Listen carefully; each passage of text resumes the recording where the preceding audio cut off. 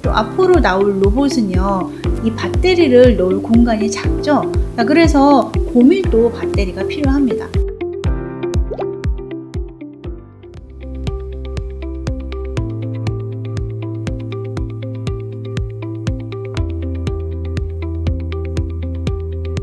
안녕하세요. 머니부티크 김정란입니다. 반갑습니다. 이번 주도 코스피 지수가 널뛰기를 하고 있는데요.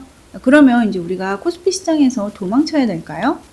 오늘 이 부분 제 생각을 조금 말씀드려 보려고 하고요. 또 제가 AI 관련해서 우리가 공부를 좀 앞으로도 계속 같이 해보자라고 지난번에 말씀을 드렸는데요. 제가 이제 코스피 시장 분석을 해보니까 이 공부를 조금 더 이어가도 될 것 같더라고요. 그래서 오늘 새로운 시장 공부도 한번 같이 또 해보려고 합니다. 그러면 좋아요 한 번씩 눌러주시고요. 바로 시작하겠습니다. 지금 글로벌 증시도 그렇고요. 우리나라 코스피 지수도 그렇고 6월 들어서 큰 변동성을 보이고 있어요. 오늘 촬영일이 6월 27일 토요일인데요. 뉴욕 증시는 오늘 이제 새벽에 끝난 장을 기준으로 5일째 하락을 했어요. 그리고 우리나라 증시는요, 지금 좀 현기증이 나고 있습니다. 널뛰기를 하고 있죠. 사이드카의 서킷 브레이커까지 지금 정신이 없는 상황이기는 합니다. 투자를 하는데 변동성이 막 이렇게 크게 왔다 갔다 하면은요, 누구라도 공포심이 들 수밖에 없거든요. 막 다 던지고 투자를 그만하고 싶은 생각이 들 수도 있습니다. 그런데 제가 우리나라 증시를 좀 관찰하면서 놀란 게 있는데요. 바로 강달러 트라우마를 지금 우리나라 증시가 이겨내고 있다는 거예요. 과거에는 달러 인덱스가 이렇게 오르면은 우리나라 증시가 오르지 못했던 적이 다반사였거든요. 그런데 이번에는 어떤가요?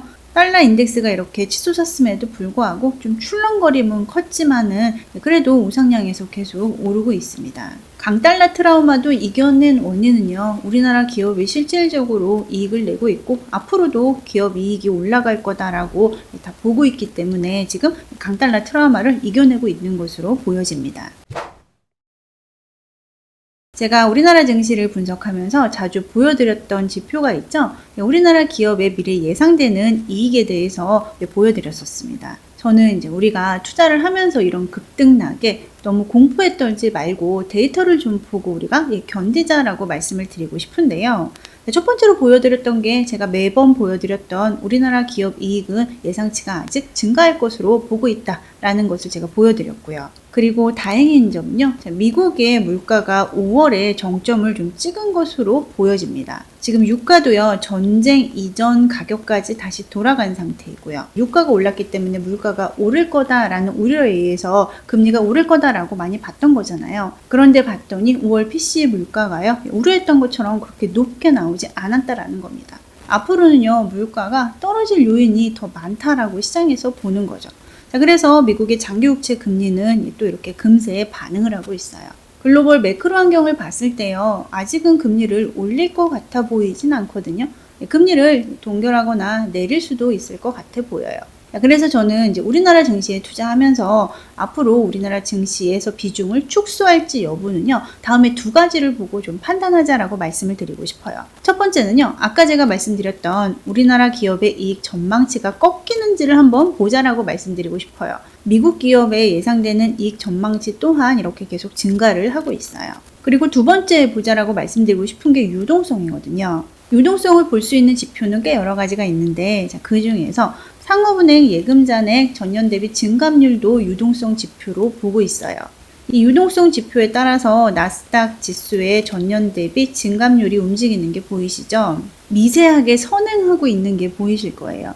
지금 상업은행의 예금잔액 전년 대비 증감률을 보면은요, 이렇게 이제 올라오고 있거든요. 유동성도 아직은 괜찮다라고 볼 수가 있는 거죠.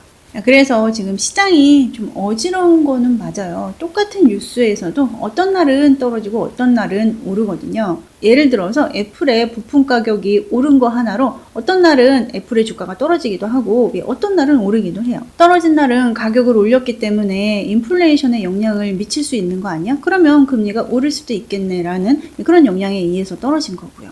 또 근데 오늘 새벽에는 또 올랐죠? 매출이 증가할 거로 보고 또 가격이 오른 겁니다. 자, 이처럼 똑같은 현상에도 반응이 다르고 그 반응은 지나서야 이제 돌이키면서 야, 이것 때문에 올랐어, 이것 때문에 떨어졌어, 이렇게 후행적으로 분석을 하고 있는 상황이죠. 자, 그래서 매일매일 대응하기가 여간 피곤한 시장이 아니고요. 자, 그러면 요즘만 시장이 이러냐? 아니죠. 예, 과거에도 늘 이래 왔습니다. 그래서 제가 말씀드린 큰 두 가지 지표, 이 지표를 봤을 때는 야, 아직까지는 우리가 뭐 그렇게 겁에 질려서 이 주식시장을 빠져나올 필요는 없겠다라고 의견을 드리고 싶어요. 주식시장에서 승자는요, 늘 긍정론자였거든요. 성장에 대해서 믿음이 강해야지 투자를 하게 되겠죠. 그래서 제가 AI 관련해서 이제 우리가 계속 공부를 이어가자라고 지난번에 말씀을 드렸었어요. 오늘도 제가 신문에서 본 상품을 한번 좀 파헤치는 시간을 가져보려고 합니다.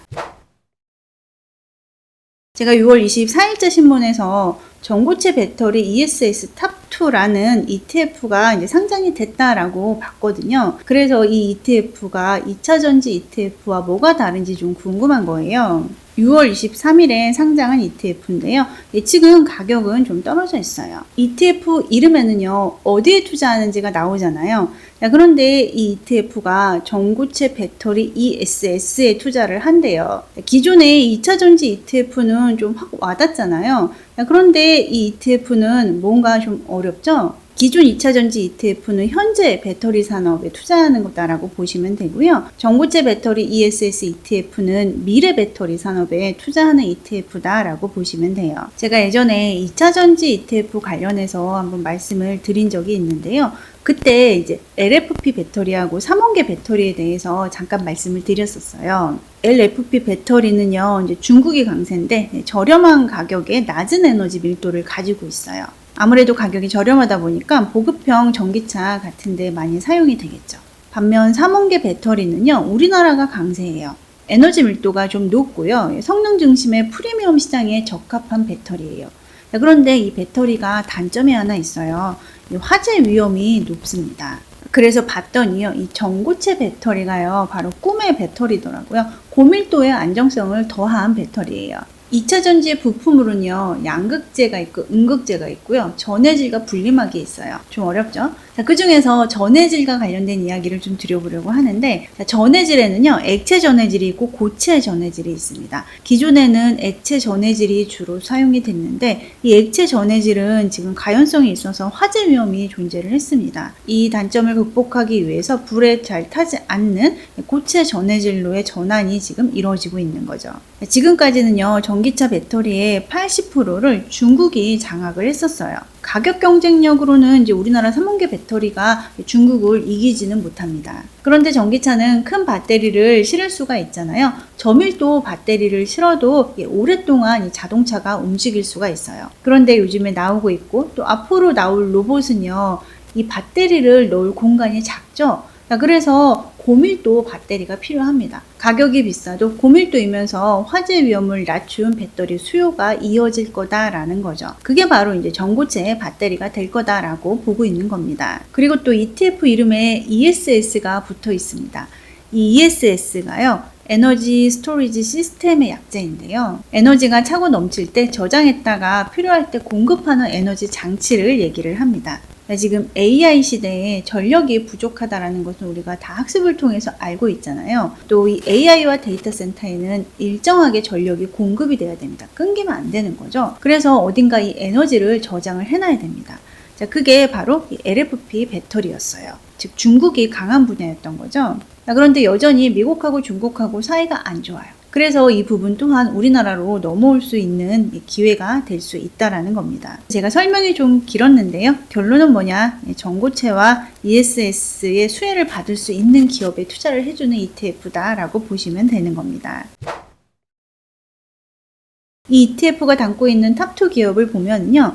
LG 에너지 솔루션에 25% 정도 투자를 하고요. 삼성 SDI에 23.6% 정도 투자를 합니다. 즉, 이 두 기업이 미래 산업의 수혜를 볼 수 있는 기업으로 보여지는 거죠. 그런데 최근 높은 변동성으로 인해서요, 지금 상장을 6월 23일에 했는데 가격이 7,840원이에요. 꽤 많이 떨어져 있는 상황이거든요. 지금 적립식으로 조금씩 들어가기에 꽤 괜찮은 가격인 거죠. 제가 말씀드리는 섹터 ETF들은요, 큰 돈을 절대 한 번에 넣지 않으셨으면 합니다. 장기적으로 적립식으로 좀 길게 보고 투자를 해야 이 높은 변동성을 이겨내실 수가 있어요. 그래서 이 ETF는요, 이제 현재보다 미래의 배터리 산업에 투자하고 싶으신 분이 투자하기에 적합한 ETF다라고 말씀드리고 싶습니다.